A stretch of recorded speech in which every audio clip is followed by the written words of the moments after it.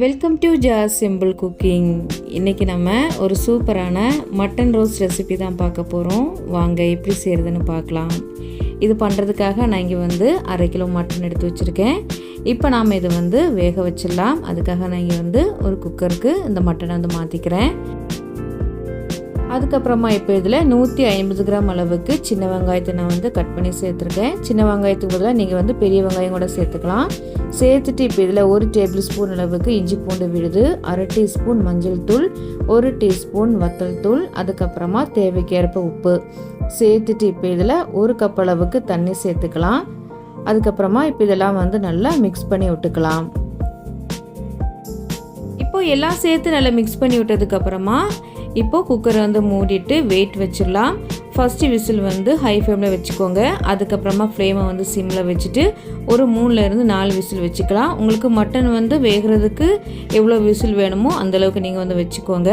இது வேகிறதுக்குள்ளே நாம் ஒரு மசாலா ரெடி பண்ணிடலாம். அதுக்காக ஸ்டவ் ஆன் பண்ணி ஒரு பேனில் ஒரு துண்டு பட்டை, 4 கிராம்பு, அதுக்கப்புறமா அரை டீஸ்பூன் போல் மிளகு, அரை டீஸ்பூன் பெருஞ்சீரகம், 1 டேபிள் ஸ்பூன் சீரகம், 1 டேபிள் ஸ்பூன் மல்லி சேர்த்துட்டு இப்போ இதில் 2 வத்தல் கட் பண்ணி சேர்த்துக்கோங்க.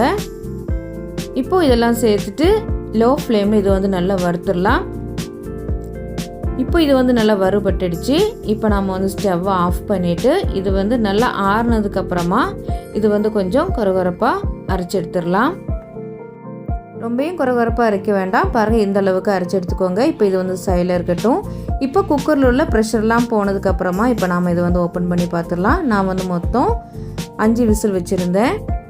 இப்போ மட்டன் வெந்துட்டான்னு செக் பண்ணிடலாம். பாருங்கள், மட்டன் நல்லா வெந்து சாஃப்டாக இருக்குது. இப்போ நாம் இது சைடில் எடுத்து வச்சுட்டு ஸ்டவ் ஆன் பண்ணி நம்ம ஒரு பேன் எடுத்து வச்சுக்கலாம். இப்போ இதில் 1/4 கப் அளவுக்கு எண்ணெய் சேர்த்துக்கோங்க.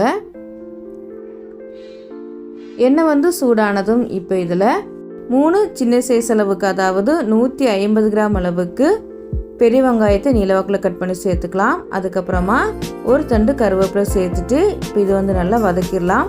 வெங்காயம் நல்லா வதங்கணும். இப்போது வெங்காயம் ஓரளவுக்கு வதங்கி வந்திருக்கு.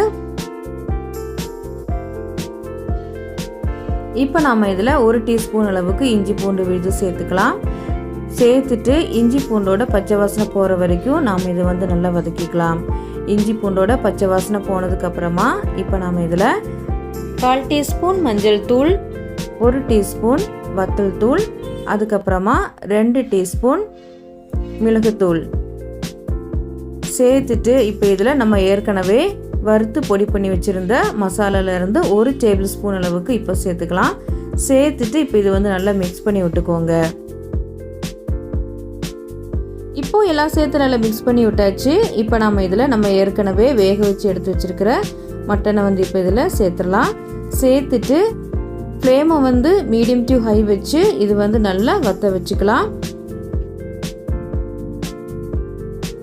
இப்போ இது ஓரளவுக்கு வத்தி வந்ததும் இப்போ இதில் உப்பு செக் பண்ணி பார்த்துக்கோங்க. கம்மியாச்சுன்னா சேர்த்துக்கோங்க. நான் கொஞ்சம் உப்பு சேர்த்துக்கிறேன். சேர்த்துட்டு நல்லா மிக்ஸ் பண்ணி விட்டுக்கோங்க. அதுக்கப்புறமா இது இன்னும் கொஞ்சம் நல்லா வத்தி வரட்டும். இப்போ இது நல்லா வத்தி வந்திருக்கு. இப்போ இதில் ஒரு கொத்து கருவேப்பிலை சேர்த்துக்கலாம். அதுக்கப்புறமா சின்னதாக கட் பண்ண கொத்தமல்லி சேர்த்துட்டு இது ஃப்ளேமை சிம்மில் வச்சுட்டு மறுபடியும் ஒரு 2லேருந்து 3 நிமிஷம் நல்லா இப்படி கிண்டி விட்டு நல்லா ரோஸ்ட் பண்ணி எடுத்துக்கோங்க.